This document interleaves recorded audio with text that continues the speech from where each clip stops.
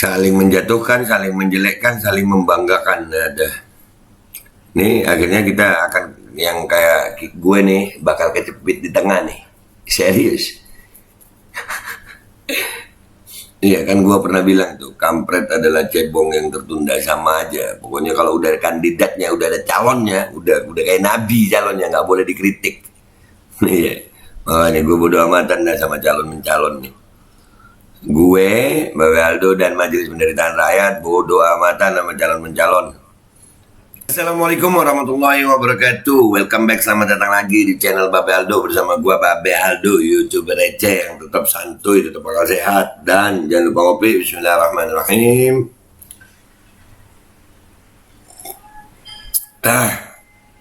Alhamdulillah alamin, wassalatu wassalamu ala sayyidil mursalin Sayyidina Muhammad wa ala alihi washabihi ajma'in. Rabbi shrah li sadri wa yassir li amri wa hlul 'uqdatam min lisani yafqahu qawli bi nabi wa alihi. Salam revolusi akhlak, semangat revolusi akhlak. Semoga akhlak kita jadi lebih baik hari ini dibanding kemarin. Panjang umur, perjuangan merdeka, Allahu Akbar. Salam sejahtera bagi seluruh rakyat Indonesia dimanapun kalian berada. Semoga kalian dalam keadaan sehat walafiat, tidak kurang suatu apapun. Dan mudah-mudahan kalau ada yang sakit dari kalian itu menjadi sakit penghapus dosa, menambah pahala, sakit yang insya Allah segera disehatkan oleh Allah Subhanahu Wa Taala dalam sehat yang manfaat. Amin ya rabbal alamin. Oke guys, konten gue kali ini adalah akan gue buka dengan, kita tuh sering kan ya baca sholawat itu, yang sholawat asghil, Allahumma salli ala sayyidina Muhammadin wa asghilil zalimin bizalimin. Ya Allah, sholawat kepada Nabi Muhammad, asghilil zalimin bizalimin, itu sibukkanlah orang zalim dengan orang zalim. Wa akhrijna min bainihim salimin, dan kita mudah-mudahan bisa keluar dari keadaan kesibukan orang zalim itu dalam keadaan selamat, ya kan? Nah, jadi kalau orang-orang zalim itu berkumpul, ya begitulah, mereka akan saling sibuk sendiri nantinya, insya Allah. Kenapa ngomongin sholawat ini, Be? Insya Allah sholawat itu pasti diterima oleh Allah Subhanahu Wa Taala, dan insya Allah akan dikabulkan sama Allah. Ini ada berita begini guys. Ada berita begini nih. Bismillahirrahmanirrahim. Perang terbuka Jokowi versus Megawati dimulai. Lu. Perang terbuka apa nih? Udah perang aja. Perang politik ya. Nah ini. Kita akan coba mereaksi ini guys ya. Kita akan coba mereaksi ini. Ini dilansir dari laman politikairmall.id, politik.airmall.id, oke? Ini 22 Mei 2022. Perang terbuka antara Joko Widodo dan Megawati Soekarno Putri selaku Ketua Umum PDI Perjuangan dianggap sudah mulai dilakukan menjelang pemilihan Presiden Pilpres 2024 mendatang. Nah lu, masa petugas partai perang sama ketua partai nih? Petugas partai kan Pak Jokowi ya. Kita baca lagi ya, lanjutin.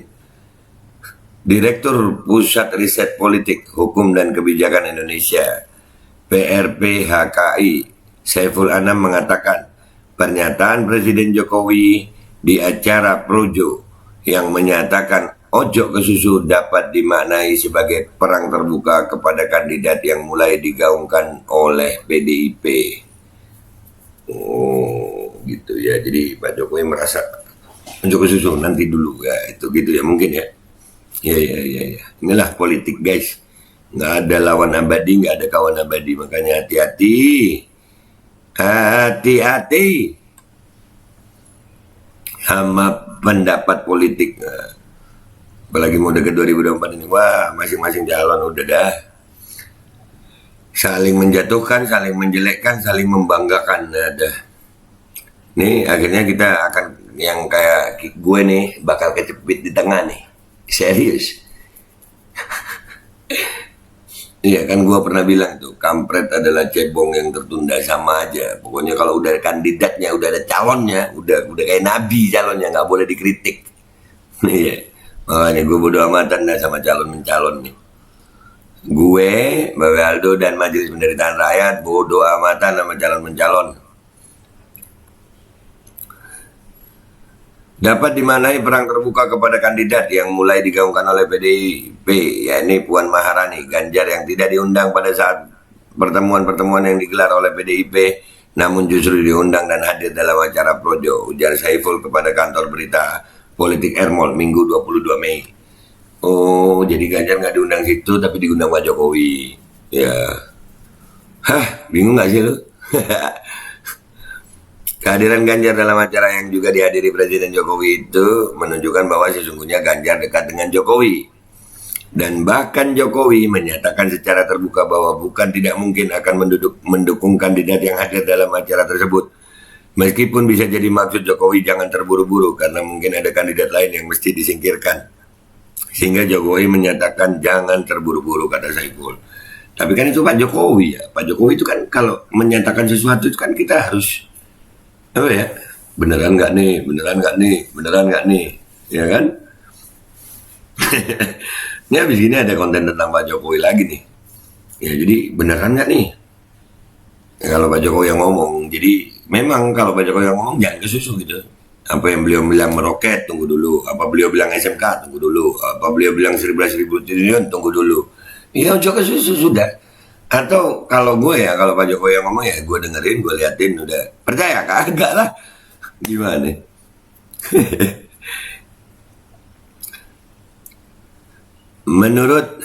Menurut Saiful, Jokowi dianggap masih belum enak jika secara terbuka memberikan dukungan kepada Ganjar karena di PDIP sendiri ada simpul Puan Maharani yang telah mulai disosialisasikan kepada publik dengan cara banyaknya kader PDIP yang memasang foto Puan dalam berbagai kesempatan.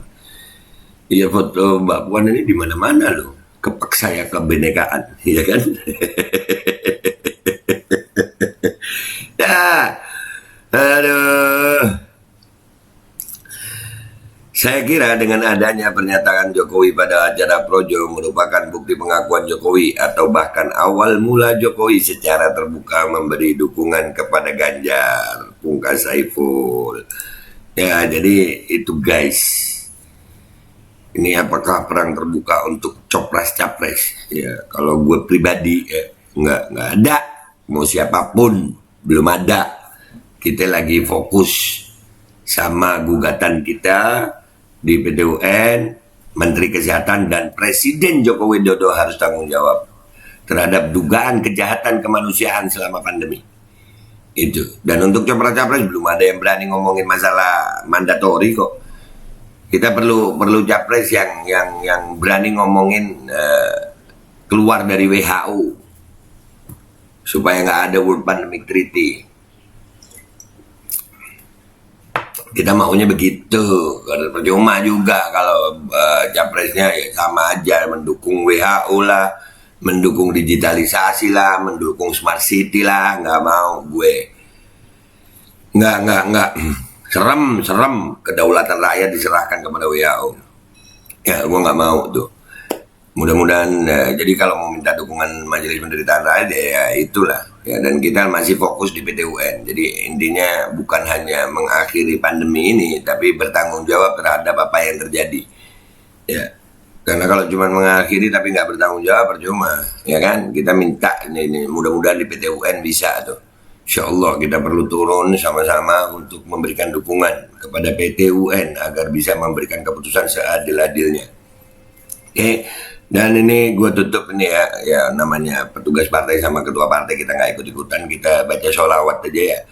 Allahumma salli ala Sayyidina Muhammad wa ashghilil zalimin bil zalimin. Allahumma salli ala Sayyidina Muhammad وأشغل الظالمين بالظالمين وأخرجنا من بينهم سالمين وعلى آله وصحبه أجمعين. Gue Bapak Aldo minta maaf kalau ada salah. Sampai jumpa di konten-konten gue berikutnya. Tetap semangat Indonesia. Wabillahi taufiq wal hidayah. Wassalamualaikum warahmatullahi wabarakatuh. petugas partai ini udah mulai begitu guys, politik. Tapi Pak Jokowi lagi ya begitulah dah politik guys ya. Kita waspada aja guys.